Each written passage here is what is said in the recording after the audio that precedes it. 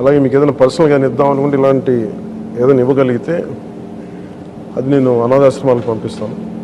అలా కాకుండా ఈ విగ్రహాలు, షాల్వాలు ఇవన్నీ నిరుపయోగంగా అయిపోతున్నాయి. ఆ విగ్రహాలకు కూడా ఏం చేయాలో తెలియట్లేదు. అందుకని దయచేసి నా విన్నపం, మా ఎంపీస్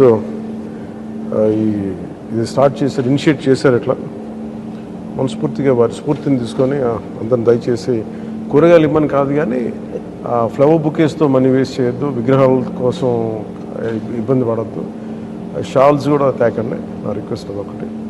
ఏదైనా చేయగలిగితే నాకు చేయకపోయినా పర్లేదు కానీ అట్లీస్ట్ అది ప్రజలకిను కష్టాలు ఉన్న వాళ్ళకి ఉపయోగపడేలా చేయండి. I'm more than happy for that.